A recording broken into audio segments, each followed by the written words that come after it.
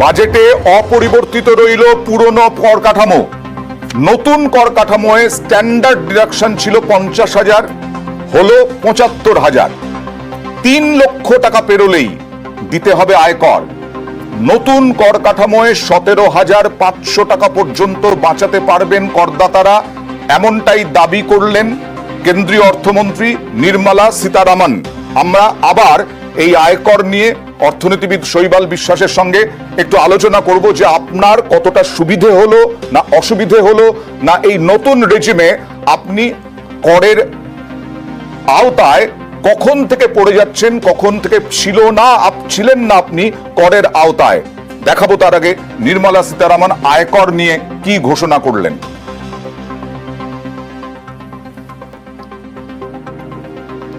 I have two announcements to make for those opting for the new tax regime. The standard deduction for salaried employees is proposed to be increased from 50,000 to 75,000 rupees. Similarly, deduction on family pension for pensioners is proposed to be enhanced from 15,000 to 25,000 rupees. This will provide relief to about 4 crore salaried individuals and pensioners. In the new tax regime, the tax rate structure is proposed to be revised as follows: 0 to 3 lakh rupees, nil; 3 to 7 lakh rupees, 5%; 7 to 10 lakh rupees, 10%; 10 to 12 lakh rupees, 15%; 12 to 15 lakh rupees, 20%; and above 15 lakh rupees, 30%. As a result of these changes, a salaried employee in the new tax regime stands to save up to 17,500 rupees in income tax. তো নারায়ণবাবু সবটাই তিমিরেই থেকে গেল আম আদমি। আমি যেটা বলছি যে এখানে এটা ঠিক যে আরো বেশি মানুষকে, মার্জিনালি যারা আগে ট্যাক্স দিতেন না একদম, সেখান থেকে তাদেরকে ট্যাক্সের আওতায় আনা হলো। আর আমাদের মাননীয় ফিনান্স মিনিস্টার যেটা বলেছেন সেটার যদি আপনি সাম আপ করে দেখেন, যাদের 15 লাখ বা অ্যাবাভ ইনকামের ক্ষেত্রে, সেটাকে উনি মেনশন করেছেন যে 17,500। আগে তাদের ছাড় ছিল পুরনো মানে নতুন রিজিমে, ওই যেটা আপনার ওই স্ট্যান্ডার্ড ডিডাকশন ইত্যাদিতে ছাড়টা পেত, তার সঙ্গে সেটা ছিল আপ টু 1.5 লাখ, মানে ট্যাক্সেবল ইনকামের, মানে 1,50,000 টাকা। নতুন রেজিমের কথা বলছেন? হ্যাঁ, নতুন রেজিমে আগে যেটা ছিল সেইটা এখন সেই ছাড়টা বেড়ে হলো মানে 1 লাখ কত, মানে বললেন 75,000 এরকম বলেছেন। এইটা হচ্ছে ম্যাক্সিমাম ছাড়। কিন্তু কোনো আমি বললাম তো কিছু মার্জিনাল ক্ষেত্রে যারা ওই 3 লাখের মধ্যে পড়ে বেরিয়ে যাচ্ছিলেন, তাদের মতো কিছু 4 লক্ষ টাকা, শৈবাল বিশ্বাসের কাছে যাব, 4 লক্ষ টাকা আয় বা কত মানুষের, আমার যদি বার্ষিক 4 লক্ষ টাকা আয় হয়, আমি একটু সাধারণ মানুষের বোঝার জন্য, আয় যদি আমার বার্ষিক 4 লক্ষ টাকা হয় নতুন রেজিমে, যেটা 7 লক্ষ টাকা পর্যন্ত আমাকে কোনো ট্যাক্স দিত না, আমি এখন 4 লক্ষ টাকা আয় করি, কত পার্সেন্টের মধ্যে পড়ছি এবং কর দিতে হচ্ছে কিনা? 4 লক্ষ টাকা যদি আয় হয় তাহলে 75,000 টাকা বাদ যাবে, এখন 3,25,000 থাকবে। 0 to 3 লাখ ট্যাক্স ফ্রি, তাহলে 25,000-এর উপর 5%, মানে 25,000-এ 5% ট্যাক্স হয়ে যাচ্ছে। তার মানে সুরাহাত হলো কি আদৌ? আমি বলছি তো, যাদের কম রোজগার তাদের ক্ষেত্রে সুরাহা হবে না। আপনি যদি এসকেলেট করে রোজগারটাকে, তাহলে শুরু হবে। কারণ আগের বারে স্ল্যাব ছিল 3 থেকে 6 লাখ পর্যন্ত 5%, আর 6 লাখ থেকে 9 লাখ পর্যন্ত 10% ছিল। এই স্ল্যাবে কিছু চেঞ্জ আছে, আর অরিজিনাল স্ট্যান্ডার্ড ডিডাকশনে কিছু চেঞ্জ আছে। যদি আপনি স্ল্যাবটা বাড়ান 7 লাখ পর্যন্ত ধরলে হবে না, কারণ 7 লাখ পর্যন্ত লাভ হবে না পরিষ্কার। কিন্তু 7 লাখের বেশি যদি চলে যান তাহলে স্ল্যাবেও কিছু ছাড় পাচ্ছেন। 3 থেকে 6 লাখ হচ্ছে 3 লাখ, এখন 4 লাখ হয়ে গেল ওটা, সেখানে কিছু ছাড় পাবেন। আর নেক্সট স্ল্যাবটায় যেতে গেলে 10% চলে যাচ্ছেন, আর স্ট্যান্ডার্ড ডিডাকশনে কিছু ছাড় পাবেন। তার মানে তো কৃষাণু ঠিকই বলছিল যে অল্প আয়, আমাদের দেশের মানুষের তো অল্প আয়, সে অল্প আয়ের মানুষদেরই তো অসুবিধা হচ্ছে। অল্প আয়ের ক্ষেত্রে কোনো সুরাহা আমি দেখতে পাচ্ছি না, কারণ 7 লাখ পর্যন্ত যেখানে ফ্রি ছিল সেটা আমার ধারণা নেই। আর পুরনো রেজিমে যদি থেকে যায় কেউ, সেটা কি সুবিধে পুরনো রেজিমে থাকা? তখন অন দ্য এগুলো ক্যালকুলেট করতে হবে, কারণ পুরনো রেজিমে তো 1,80,000 আছে, কেউ ডোনেশন করে কিনা মানে 4 লক্ষ টাকা আমার যদি আয় হয় পুরনো রেজিমে, তাহলে সেটা লাভজনক পুরনো না? হলে তাহলে 1.5 লক্ষ টাকা তো আমি 80C তে ডিডাকশন সরাসরি। পেতাম, মেডিক্লেম পেতাম। এইচসিতে পেতাম যদি আমরা জমাতাম। এত কম যাদের রোজগার তারা বছরে 1.5 লক্ষ টাকা জমাবেন, এই আশাটাও একটু বাড়াবাড়ি আমি হয়ে এটা যাচ্ছে মানতে না? রাজি নই। এটা কি হয় না? আমি মানতে রাজি নই। সঞ্চয় নয়, 1.5 লাখ মানুষের ধরুন নিজের- একজন 2 লাখ টাকা রোজগার করছেন, তিনি 1.5 লাখ টাকা সঞ্চয় করছেন বা 2.5 লাখ টাকা রোজগার করছেন বছরে, 1.5 লাখ টাকা সঞ্চয় করছেন বছরে, এইটা কিন্তু খুব একটা আমি মানতে রাজি বিশ্বাসযোগ্য নই। না। আমার মনে হয় প্রত্যেকটা মানুষের নিজস্ব অ্যাসপিরেশন আছে, অ্যাসপিরেশন আছে, তাদের কিন্তু ছেলে ওটা তারা মেয়েদের- পারবে না, Okay, যেতে please. পারবে না। তাদের ছেলে মেয়েদের বড় করা, অবশ্যই। তাদের চিন্তা আছে।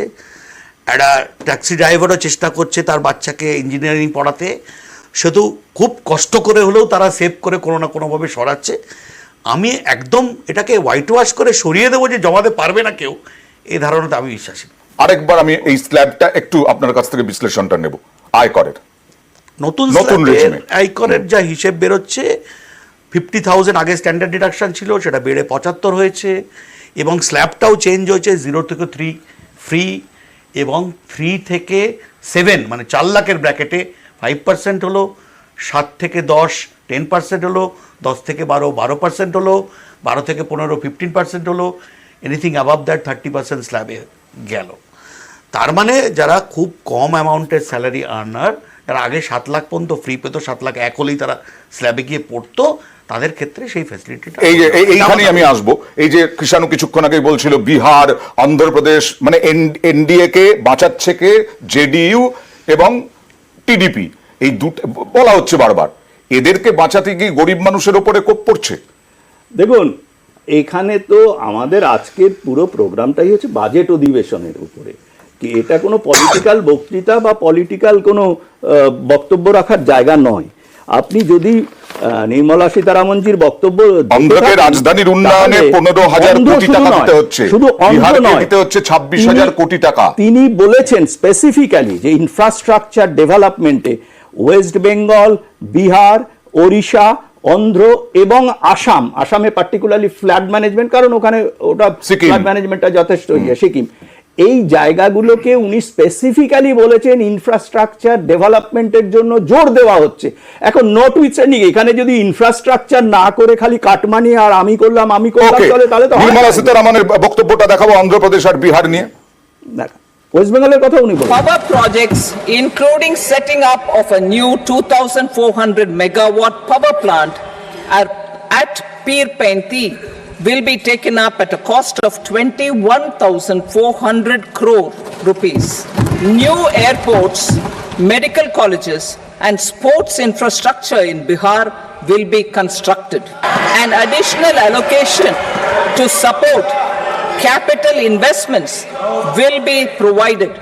The requests of Bihar government for external assistance from multilateral development banks will be expedited.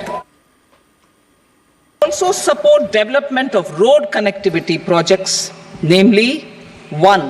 Patna Purnia Expressway, 2. Buxar Bhagalpur Expressway, 3. Bodh Gaya, Rajgir, Vaishali and Darbhanga spurs, and 4. Additional 2-lane bridge over River Ganga at Buxar at a total cost of 26,000 crore rupees.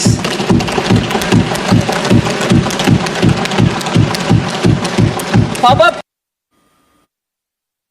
Andhra Pradesh Reorganization Act. Our government has made concerted efforts to fulfill the commitments in Andhra Pradesh Reorganization Act. Recognizing the state's need for a capital, we will facilitate special financial support through multilateral development agencies. In the current financial year, 15,000 crore rupees will be arranged with additional amounts in future years. Our government is fully committed to financing and early completion of the Polar irrigation project, which is the lifeline for Andhra Pradesh and its farmers. This will facilitate our country's food security as well. Under the Act, Andhra Pradesh Reorganization Act, for promoting industrial development, funds will be provided for essential infrastructure such as water, power, railways, and roads in Kopparthi node on the Visakhapatnam-Chennai Industrial Corridor and Varavakal node on the Hyderabad-Bangalore Industrial Corridor. An additional allocation will be provided this year towards capital investment for economic growth. Grants for backward regions of Rayalaseema, Prakasham, North Coastal Andhra, as stated in the Act, will be provided.